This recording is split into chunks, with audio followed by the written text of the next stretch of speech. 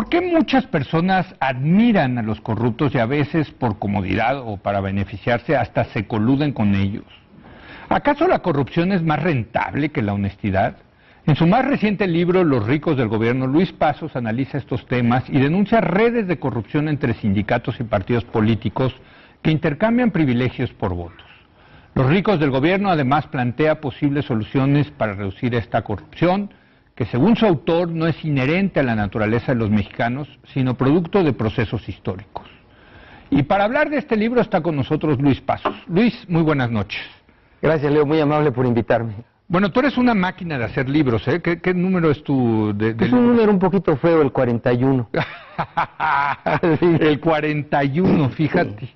Qué Son ensayos, yo no quiero ser pretencioso sobre, vamos a decir, monografías, alguien diría, sobre cuestiones que en México nos laceran y están hechos no para el gran intelectual, también lo digo, sino para una clase media, para el estudiante, para que quiera entender, no son para presumir que sé mucho, son para poner en blanco y negro problemas que vivimos y que a veces nos hacemos tontos como si no existieran. Ahora, yo me acuerdo de ese Luis Pazos que escribía sobre una economía cerrada, una economía muy estatizada, ¿no? Así es. A favor del libre mercado, muy criticado en su momento Luis Pazos por eso.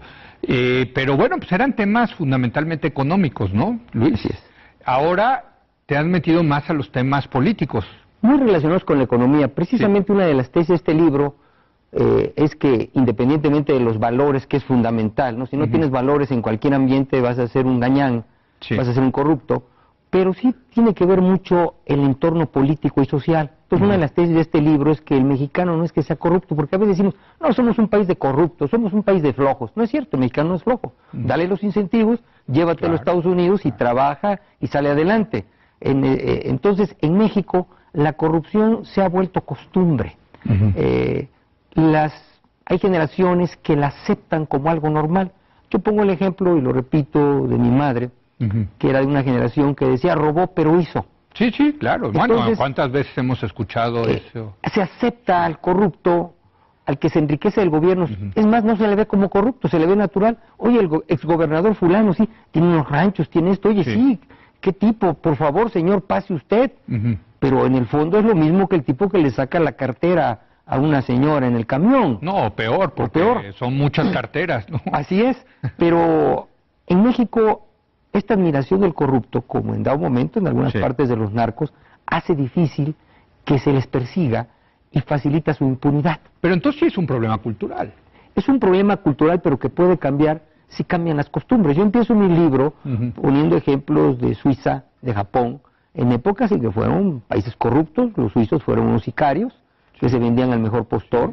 En el tiempo de los samuráis, en Japón, pues los samuráis eran unos déspotas, no era lo que muchos creíamos cuando éramos jóvenes. No, bueno, ahí está la película de los 7 samuráis, donde un pueblo contrata a 7 samuráis para que los protejan de otros samuráis que los venían a eran atacar. Unos sicarios y, como digo, ahí iban en la calle y alguien los venía mal, le cortaban la cabeza y tenían permiso, como el 007, para matar e irse. Entonces, en el momento que cambian las costumbres, que los empiezan a meter a la cárcel, ahora el pueblo japonés es un pueblo ejemplar, en donde no hay casi impunidad, el 90%, el 95% de los delincuentes van a la cárcel. Aquí es al revés, solamente el 2 o 3% de quienes cometen un delito van a la cárcel. Pero ¿ese cambio es un cambio generado desde arriba o por presión social desde abajo? Yo creo que ambos.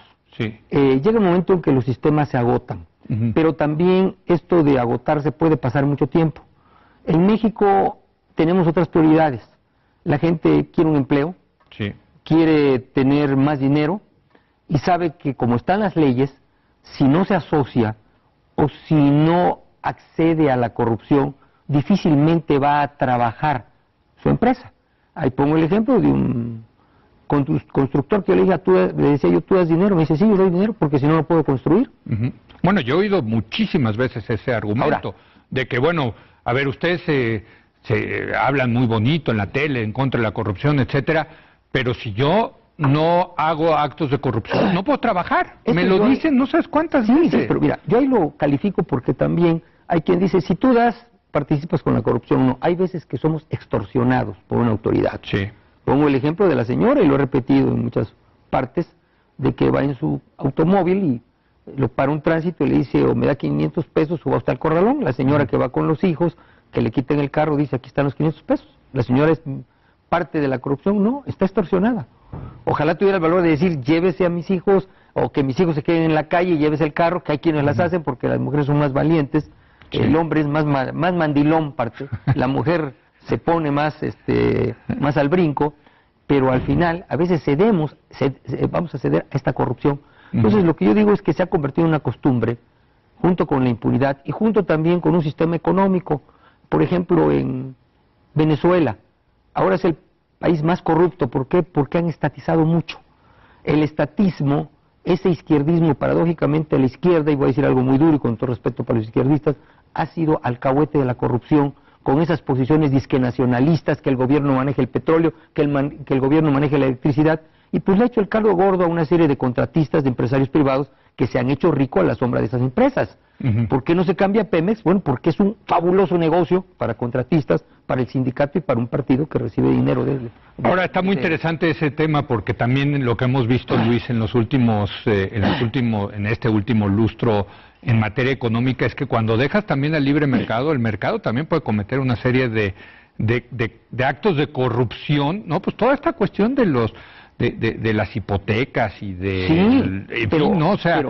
la desregulación de Wall Street, que genera verdaderos criminales de cuello blanco. Hay eso, pero atrás de eso hay desregulaciones a modo. Por ejemplo, tú sabes que en Estados Unidos, y no es el tema, pero tengo otro librito también sobre eso, en que las dos hipotecarias fueron creadas por el gobierno y hubo populismo por parte del Congreso de Estados Unidos. Entonces Estados Unidos se acerca mucho a la libre empresa y de ahí por eso su riqueza, pero también hay mucho estatismo, hay populismo, hay demagogia. En la medida que tú te adentras a esa economía, te das cuenta que grandes fallas son debido a esa demagogia. Desde el welfare state, desde después de la Segunda Guerra Mundial, todo esto ha dado a una burocracia en Estados Unidos que es en gran parte la culpa de los problemas que tienes, como ahorita Europa también. Ahora, déjame regresar al tema de los ricos del gobierno, la costumbre de la corrupción. Tú has pasado por el gobierno, Luis. No he pasado, estoy en el gobierno. Estás en el gobierno, por eso. Sí, y mira, para mí ha sido un gran aprendizaje. El estar en el gobierno te das cuenta dentro que no tan solo hay corruptos en el gobierno, hay también gente honesta en el gobierno y hay también mucho empresario deshonesto que hace negocios con el gobierno. Entonces, es un maridaje. Hay quienes no quieren cambios en México porque están contentísimos con lo que sucede, contentísimos con un Pemex en donde todos los años hay una bolsa de más de 30,000 millones de pesos que se reparten entre una serie de contratistas, el sindicato, y les pasa a algunos legisladores para que no hagan los cambios. Entonces, como Conasupo, he oído la historia de Conasupo más de 30 años, en que únicamente sirvió para sacar una camada de ricos de gobierno. Y hablo de una serie de corrupciones en donde van en juego miles de millones de pesos. No es la corrupción del tránsito de la esquina que se lleva 500 pesos. No. Entonces, eso es lo que debemos de combatir, porque desgraciadamente en los reclamos sociales la corrupción es anecdótica, que Moreira, que esto, que el otro. Estos son ejemplos de corrupción, ¿no? Pero la corrupción va más allá de un solo partido, sino que está enclavada en las leyes, está enclavada en el modus vivendi, y eso tenemos que cambiarlo. ¿Quiénes son los ricos del gobierno actualmente? Mira, primero yo hago una diferencia entre ricos productivos y ricos del gobierno. ¿No? Entonces yo hablo de que los ricos del gobierno actualmente, bueno, pues son todos aquellos que siguen vendiendo a sobreprecios en el gobierno, que siguen comprando barato lo que cuesta caro en el gobierno.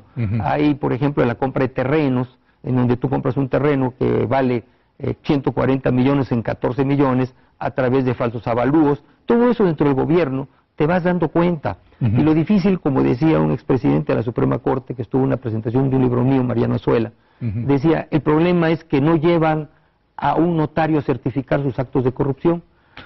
Entonces, tenemos con que a veces el formalismo jurídico, yo soy partidario de un Estado de Derecho, sin embargo en México a veces como que el formalismo tiene más fuerza que el fondo. Entonces vemos criminales que salen porque no se les comunicó un determinado proceso a las 4 de la mañana, a las 3, y por cualquier cosita salen, siendo que todo el mundo sabe que son los criminales. El Pemex Gate se inicia una acusación en el 2002, y en el 2011, como yo narro en el libro, pues se va al archivo y no hay nadie que salga culpable. Entonces, por cierto, dos de los artífices del Pemex Gate van a regresar al Congreso ahora, ¿no? El líder del sindicato petrolero y su secretario, ¿no? Bueno, ¿qué sucede con que hay todo ese maridaje entre autoridades, partidos, y no hemos podido cambiar? Tú estabas hablando hace rato de una alternancia, hubo una alternancia en el poder, pero las instituciones siguen siendo las mismas, no hemos logrado romper esa barrera. El PAN, con todo respeto para los panistas, yo soy de ese partido, no ha gobernado totalmente. ¿Por qué? Porque 20 estados en manos de otro partido, el Congreso no ha hecho Pero no hay cambios. Corrupción en el PAN, ¿no? Sí, también hay corrupción, claro. ¿Por qué? Porque todo se pega. Es que yo oigo ese argumento de que todos son iguales, el PRD y el PAN. No, tampoco. Y cuando dices todos son iguales, pues acabas... No, pero mira, hay corrupción, pero una cosa es que haya corrupción y se denuncie, y otra cosa es que haya corrupción y se vea normal.